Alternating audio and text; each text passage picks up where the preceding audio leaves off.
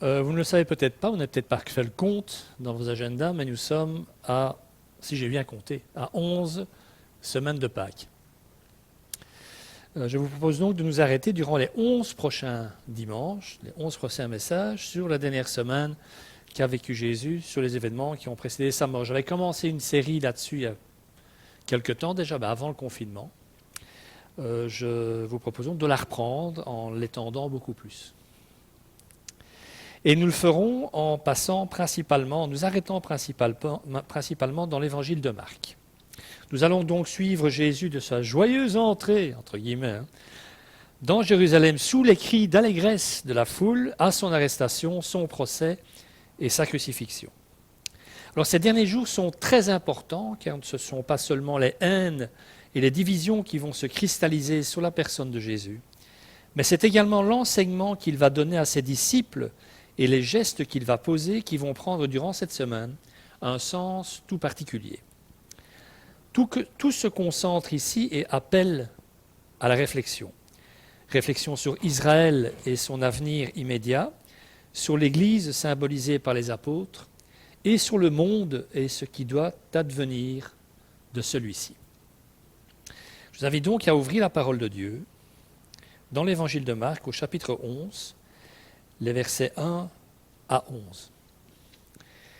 Lorsqu'ils approchèrent de Jérusalem, près de Bethphagée et de Béthanie, vers le mont des Oliviers, Jésus envoya 2 de ses disciples en leur disant : « Allez au village qui est devant vous. Dès que vous y serez entrés, vous trouverez un ânon attaché sur lequel personne n'est encore monté. Détachez-le et amenez-le.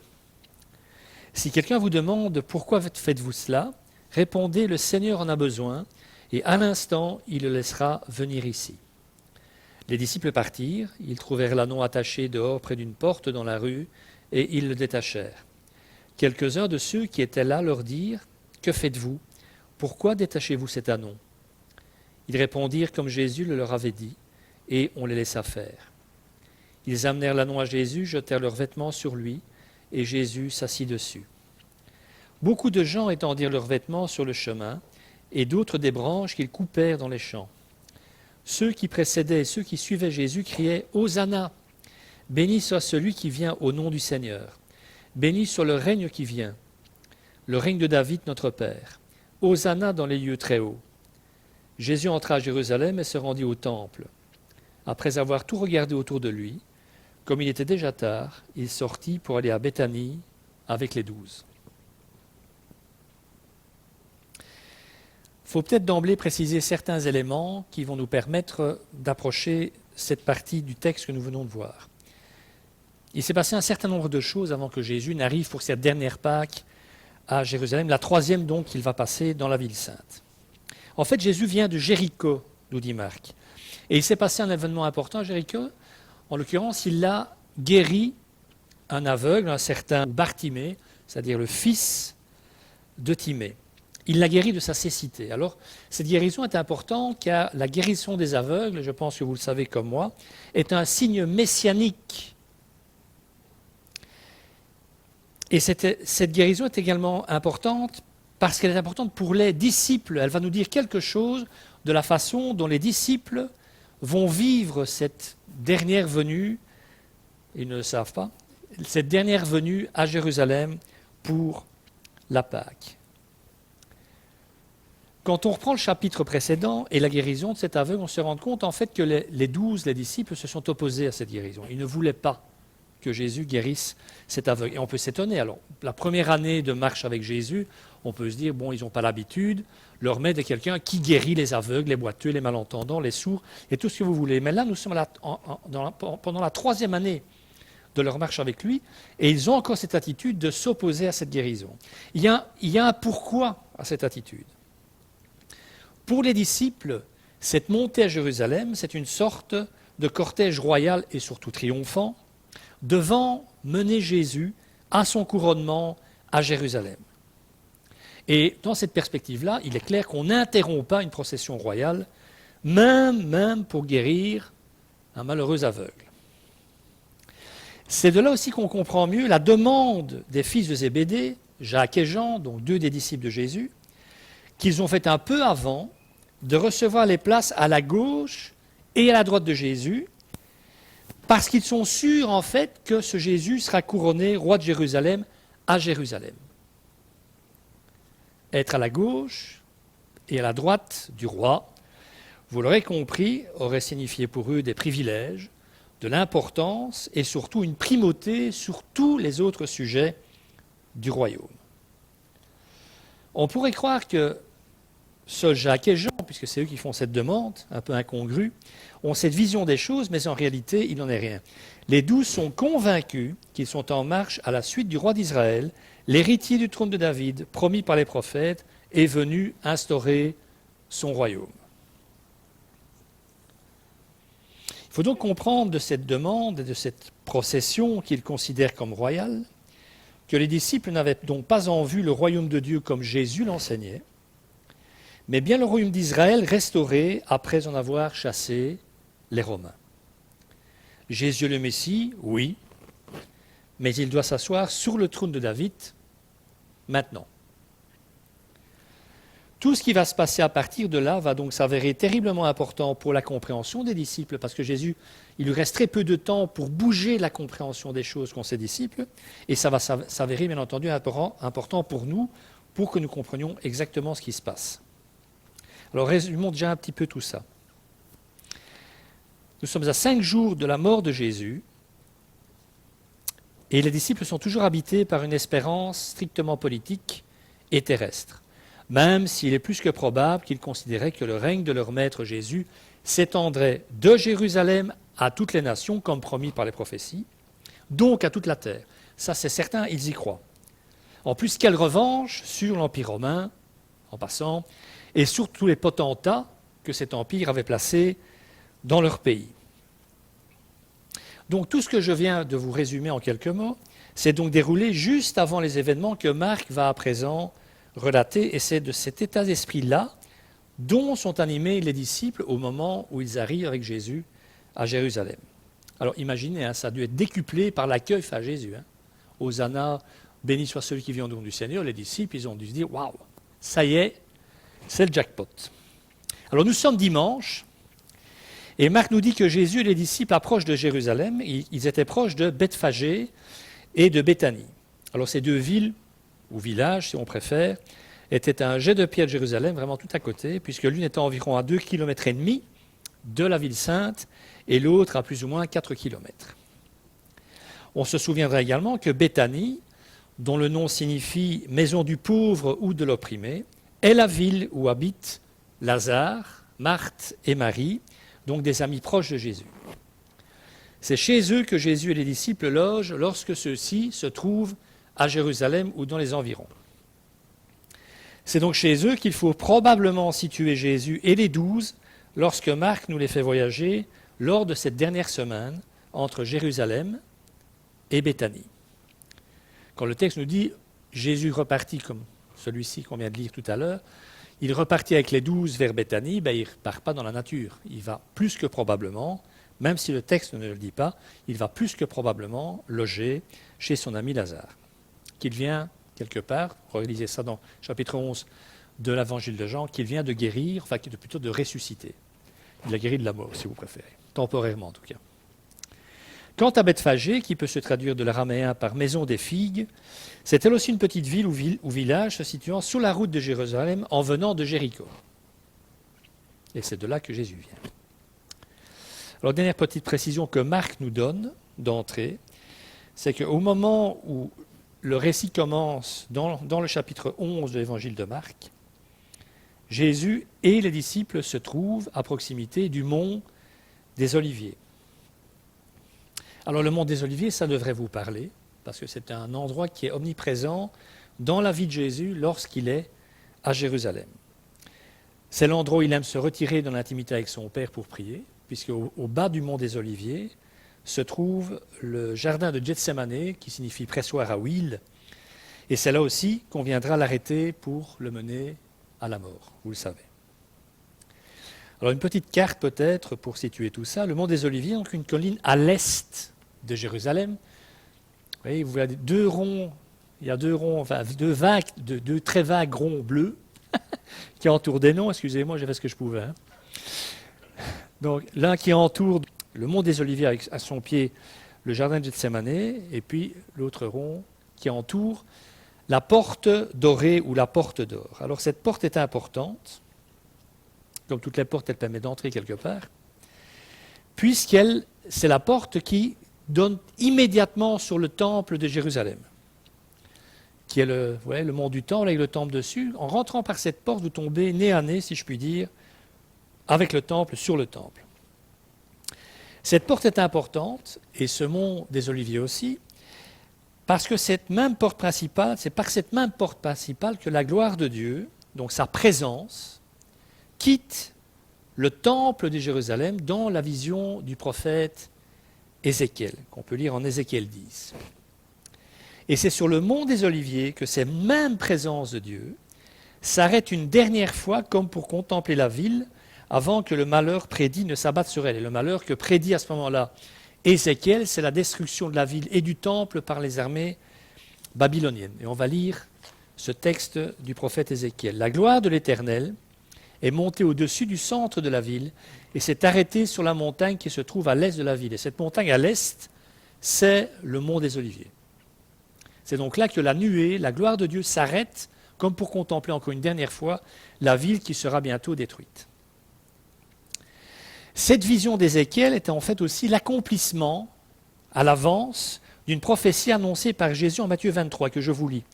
« Jérusalem, Jérusalem, toi qui tues les prophètes et qui lapides ceux qui te sont envoyés, combien de fois j'ai voulu rassembler tes enfants, comme une poule rassemble ses poussins sous ses ailes, et vous n'en avez pas voulu. Voici que votre maison vous sera laissée déserte, car je vous le dis, vous ne me verrez plus désormais, jusqu'à ce que vous disiez, béni soit celui qui vient au nom du Seigneur. Le temple de Jérusalem sera bel et bien détruit, ce qui aura pour conséquence que la présence de Dieu quittera Jérusalem. On est en face, en fait, d'une double vision. Une qui est déjà passée, Ézéchiel, le temple a été détruit, il a été reconstruit ainsi que les murailles et la ville. Et ici, à travers cette référence, on peut dire que Jésus annonce, lui aussi, la destruction de la ville. Alors, cette annonce est évidemment un signe de la fracture entre Dieu et son peuple, la présence de Dieu qui se retire de son temple, c'est pas rien comme image. Mais ce n'est pas un signe d'abandon pour autant. Dieu demeurant fidèle à ses promesses envers ce peuple, on aura l'occasion d'en parler et d'y revenir plus en détail dans un prochain message. C'est sur ce même mont des Oliviers, rappelez-vous, que le Christ glorifié posera le pied pour défendre Israël lors de l'ultime bataille selon la prophétie du prophète Zacharie, que je vous lis en Zacharie 14. L'Éternel sortira et combattra contre ces nations qui font le siège de Jérusalem. Ça, c'est dans les temps à venir, les enfants. Comme il combat le jour de la bataille, ses pieds se poseront ce jour-là sur le mont des Oliviers, qui est vis-à-vis de Jérusalem, du côté est. Le mont des Oliviers se fendra par le milieu, d'est en ouest, et une très grande vallée se formera. Une moitié de la montagne reculera vers le nord et une moitié vers le sud. Donc le retour de Jésus sur le mont des Oliviers, le jour de son retour en gloire, ça va faire du bruit. Ça ne va pas passer inaperçu.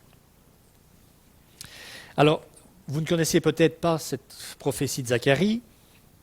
Je m'avance, mais je me dis qu'elle n'est peut-être pas trop ancrée en vous. Par contre, cette même prophétie, ce même retour de Jésus a été prophétisé dans le Nouveau Testament aussi. Dans le livre des Actes, lorsque Jésus retourne vers son Père le jour de l'Ascension et que les disciples regardent le ciel et le voient disparaître, vous vous rappelez?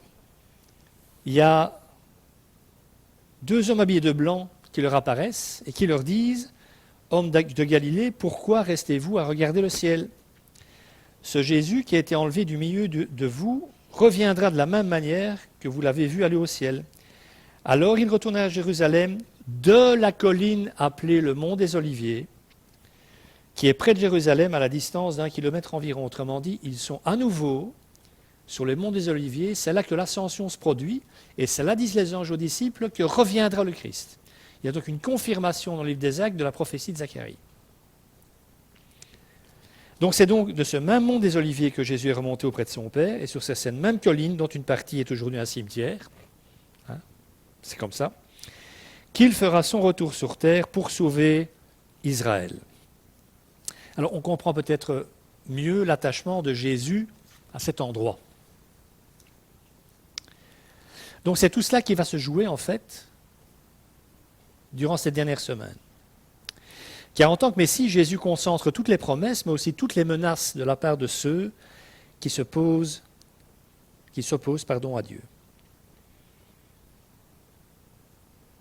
Revenons à notre passage de Marc.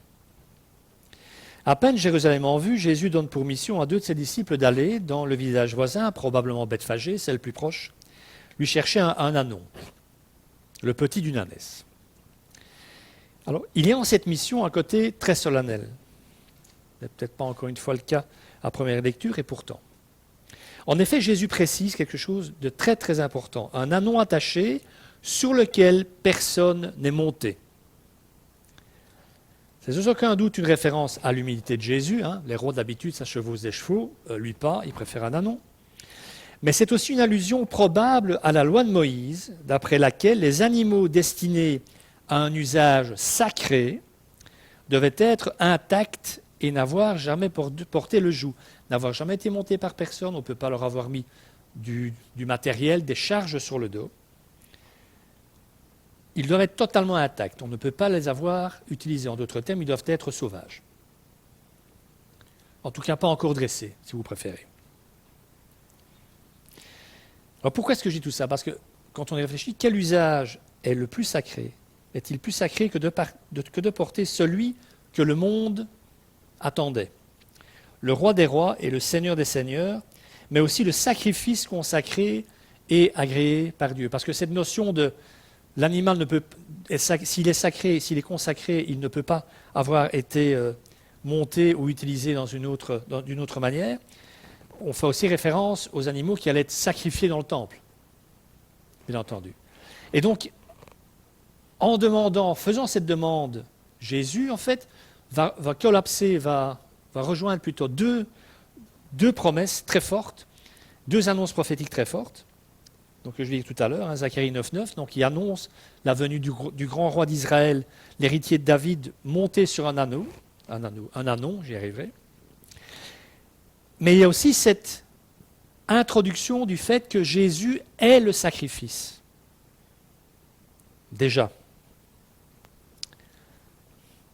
Alors, c'est une question que moi je me suis posée. Vous n'en voudrez pas si vous ne la posez pas, mais comment Jésus a-t-il pu monter sans encombre sur le dos d'un âne sauvage, quoi?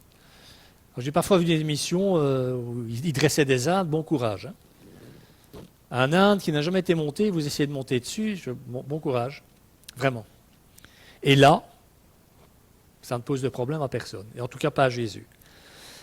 Alors comment est-ce qu'il a fait? La seule explication plausible, c'est que l'âne a reconnu son créateur, tout simplement. Enfin, ça c'est mon approche. Que l'âne savait très bien qui était Jésus, et que forcément un âne ne discute pas face à son créateur. Il n'y a que les hommes qui font ça. Discuter avec Dieu. Alors il faut encore noter, bien entendu, la préscience de Jésus lors de cet épisode, lorsqu'il donne cette mission à deux de ses disciples.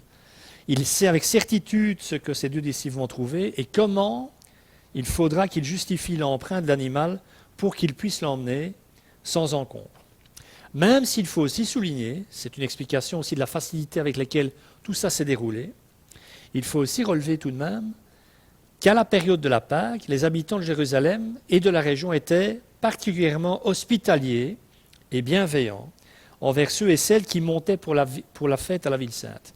Ils accueillaient les gens chez eux quand ils avaient besoin des choses, quand il manquait de certaines choses, ils le leur donnaient, etc.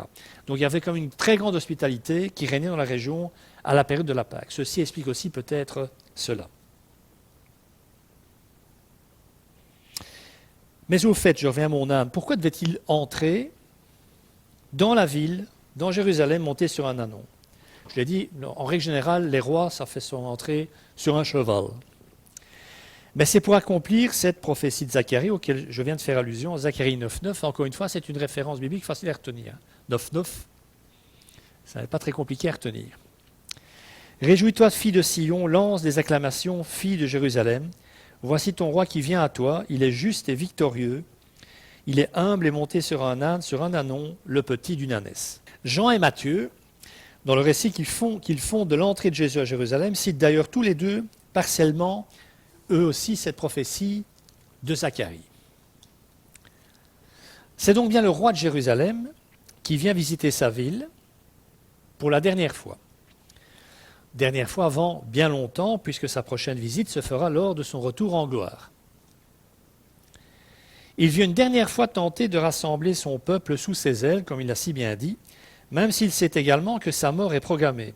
Et il ne faut pas voir ici une contradiction, mais bien une ferme volonté d'accomplir toutes les prophéties jusqu'au bout, même celle-ci que je tire de l'évangile de Luc, et je vous la lis.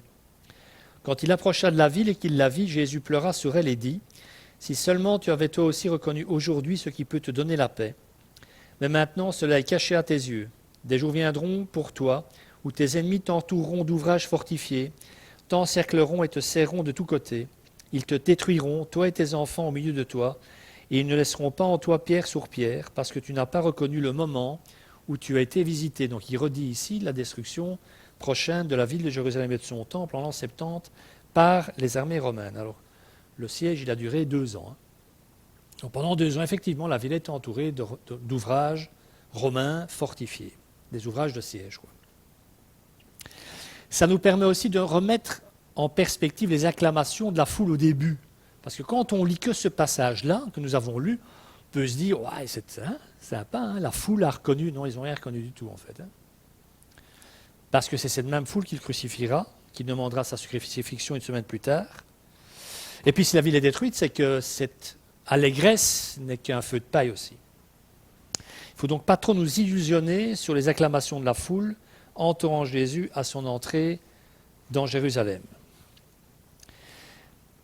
En effet, la ferveur messianique des Juifs était souvent à son comble lors de la fête de la Pâque, puisque c'était la plus importante, et que les Juifs du monde entier, connus en tout cas, montaient par milliers et milliers pour la Pâque à Jérusalem.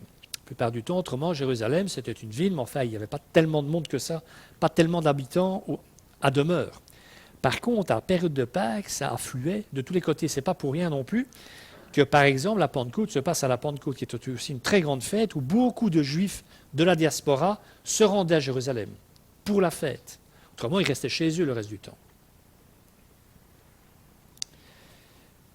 Pâques était la fête où le peuple juif commémorait, vous le savez, la sortie de l'esclavage d'Égypte opérée par Dieu au travers d'immenses prodiges. Lorsqu'on se souvient du contexte d'occupation de toute la Palestine et de Jérusalem par les troupes romaines, on comprend d'autant plus la ferveur qui s'emparait des Juifs. Si quelque chose devait se passer, si Dieu devait montrer un signe, c'était forcément à la période de la Pâque. C'est-à-dire une période où tous les ans, à l'époque au 1er siècle, quasi tout le temps, à la Pâque, il y avait des messies qui sortaient de terre. Il y en a une... Enfin, les noms ne me reviennent pas, enfin, il y en a 2, 3 qui me reviennent, je ne vais pas vous embêter avec ça, mais quasi toutes les semaines, à cette période, il y avait un Messie. C'était vraiment une bouilloire, Jérusalem, à cette période. Mais donc, il y a un moment où le salut, la délivrance d'Israël devait se manifester, s'il y avait un temps pour que Dieu fasse quelque chose, fasse un signe à son peuple, c'était bien entendu pendant la Pâque.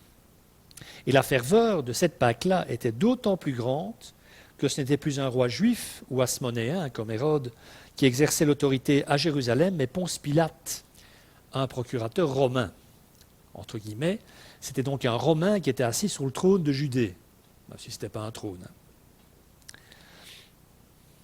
Donc ce fameux Jésus qu'ils ont acclamé et qu'ils acclament, Maître faisant des miracles, ne pouvait donc qu'être ce fameux signe attendu. Il était le signe, pas spécialement le Messie, mais il était le signe que quelque chose allait se passer. Alors ce quelque chose va se passer. C'est la crucifixion, mais forcément, ce n'est pas ce qu'ils attendent.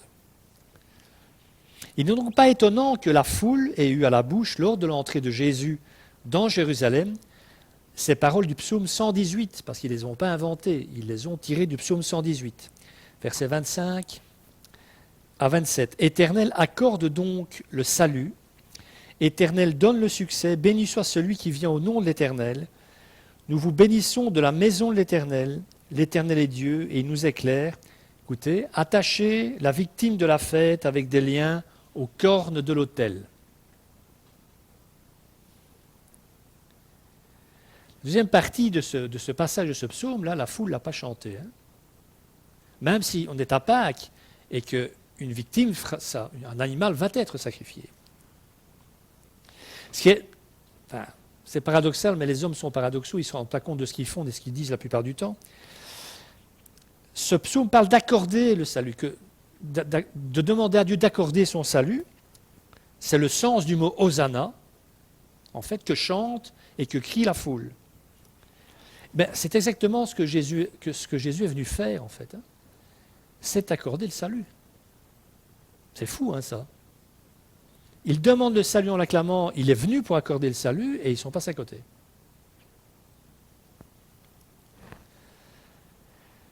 Et pour que ce salut devienne une réalité, il faudra effectivement que la victime soit attachée à l'autel. Alors, vous avez bien compris que dans ce cadre-ci, la victime, ce n'est pas un animal. Ce que ça annonce, c'est le sacrifice du Christ, comme victime expiatoire, comme sacrifice pour notre salut.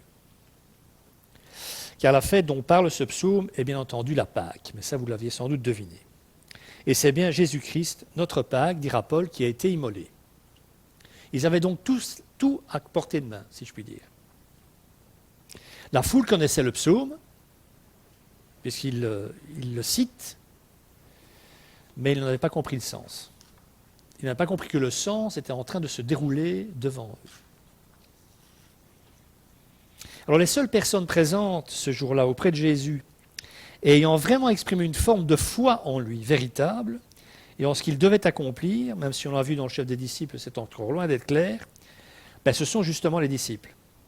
Et ceux, parce qu'ils ne sont pas seuls, hein, en tout cas à ce moment-là, et ceux dont nous parle Jean dans son évangile, lorsqu'il relate la même scène. C'est intéressant de prendre ce texte en Jean 17, que je vous lis le passage. Tous ceux qui étaient avec Jésus, quand il avait appelé Lazare à sortir du tombeau, et l'avait ressuscité, lui rendaient témoignage. C'est aussi la raison pour laquelle la foule vint à sa rencontre, parce qu'elle avait appris qu'il avait fait ce signe miraculeux, la résurrection de Lazare. On comprend donc mieux maintenant les motivations de la foule qui accueille Jésus à Jérusalem. Ce sont les miracles. Encore et toujours les miracles. Ils ont vu de leurs yeux ou entendu parler de la résurrection de Lazare, et certains autres ont assisté à la guérison de Bartimée, de l'aveugle Bartimée à Jéricho. Donc cette foule, elle a commencé à se concentrer, à grossir au fur et à mesure de ces deux événements. Et c'est pour ça qu'on retrouve tellement d'acclamations ce jour-là, lorsque Jésus entre à Jérusalem. Parce que quand on lit le texte comme ça, on peut peut-être se dire que c'était des gens qui étaient là à Jérusalem, qui disaient « Ah, tiens, Jésus, youpi, sois béni ». Ben, pas du tout. Hein. Cette foule, c'est en grande partie des gens qui suivent Jésus après la résurrection de Lazare et le miracle de la guérison de la cécité de Bartimée. Une autre preuve du peu d'implication réelle de ceux qui acclament Jésus, c'est que Marc va préciser que seuls les 12 vont retourner avec Jésus à Béthanie. Il arrive sous les acclamations de la foule, ils sont innombrables. Il retourne, lui et les 12, à Béthanie. Où sont les autres? Disparus, de nouveau. S'ils avaient vraiment compris qui était Jésus, croyez-moi, ils ne l'auraient pas quitté d'une semaine. Hein. Ce qui signifie aussi que cette semaine va donc être marquée, mais ça nous le savons, hein, par l'abandon du plus grand nombre. Et même, à la fin, vous le savez aussi, l'abandon des disciples. Mais ça, Zacharie, toujours lui, l'avait annoncé. Frappe le berger et que les brebis soient dispersées. Et les brebis seront dispersées. Les brebis, en l'occurrence, étant ici les 12.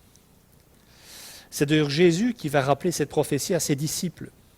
On peut lire ça en Matthieu 26, en Marc 14, lorsqu'après avoir pris le repas de la Pâque avec eux, il se rendra pour la dernière fois à la montagne des Oliviers et leur annoncera qu'ils se disperseront après son arrestation. Jésus leur dira, vous allez vous disperser. Et il citera cette prophétie de Zacharie. Là, j'arrive à la fin du texte que nous avons lu.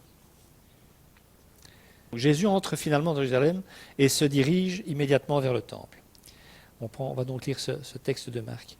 Jésus entra à Jérusalem et se rendit au temple après avoir tout regardé autour de lui. Comme il était déjà tard, il sortit pour aller à Béthanie avec les 12. Alors, il ne faudrait pas comprendre, pour donner suite à certaines traductions de ce passage, je pense à la traduction de Darby, qui au demeurant est une bonne traduction dans l'ensemble, hein, et à la Louis II, la 1911 ou la 1978. Il ne faut pas comprendre par ce texte que Jésus serait littéralement entré dans le temple. Le grec le laisse un peu supposer, mais ce n'est forcément pas possible. Donc Jésus s'est limité au parvis du temple. Il ne pouvait pas entrer dans le temple, parce qu'il n'était pas prêtre. Je parle du temple lui-même, hein, le lieu saint, le lieu très saint. Enfin, le lieu très saint encore moins, puisque ne pouvait y entrer que le grand prêtre, une fois par an. Donc Jésus, pratiquement, loin de Moïse en main, ne pouvait pas y entrer. Tout simplement donc parce qu'il n'était pas de la lignée d'Aaron et de la tribu de Lévi. Je rappelle que Jésus était de la tribu de Juda. Il n'était donc pas prêtre, il ne pouvait donc pas entrer dans le temple même. De plus, Jésus n'étant pas venu de son propre aveu pour abolir ou pire, désobéir à la loi de Moïse, on comprendrait mal qu'il ait enfreint cette règle absolue. Hein, rappelez-vous, ne croyez pas que je suis venu pour abolir la loi ou les prophètes, je suis venu non pour abolir, mais pour accomplir. Et puis, il n'est pas entré non plus pour la simple raison que ce temple, à ce moment-là, ne représente absolument plus rien du tout. Il était venu, Jésus, c'est vrai, pour accomplir toute la loi, afin de pouvoir entrer dans le véritable sanctuaire, le véritable temple, pas celui fait de la main des hommes, le temple de Jérusalem donc, mais celui fait par la main de Dieu. Donc le sanctuaire céleste même, où il entrera par sa mort, avec son sang, étant à la fois sacrifice et sacrificateur. Et par la main, il donnera naissance à un nouvel ordre sacrificateur. Fini Aaron, fini la tribu de Lévi, ce sera l'ordre de Melchisédek, et donc la création, avec lui comme grand prêtre, avec Jésus comme grand prêtre, d'une nation de rois et de prêtres, nous. En fait, il n'entre pas dans le temple car, soyons clairs, hein, il devrait l'être, mais il n'est pas chez lui. Il devrait l'être, hein. Il est Dieu, mais il n'est pas chez lui. C'est assez terrible, hein. Mais ça, nous en parlerons la semaine prochaine. C'est donc dans la cour du temple réservée aux Juifs, voilà, que j'ai aussi entouré avec dextérité de ma main, voilà. C'est le parvis, vous voyez, le parvis d'Israël. C'est donc là que Jésus s'est rendu pour, dit Marc, jeter un rapide coup d'œil, et puis il a décidé de retourner à Béthanie pour la nuit. Alors pourquoi se fut-il si rapide ? Tout simplement parce que, et Marc le dit aussi, vu l'heure tardive, l'activité du temple devait être réduite à sa plus simple expression. Il s'y passait plus grand-chose à cette heure-là. On était en fin d'après-midi. Il n'y avait donc plus grand-chose à y faire ou à y dire, ce qui ne sera pas le cas le lendemain matin. Mais ça, c'est pour la semaine prochaine. Que le Seigneur bénisse sa parole et qu'il vous bénisse. Amen.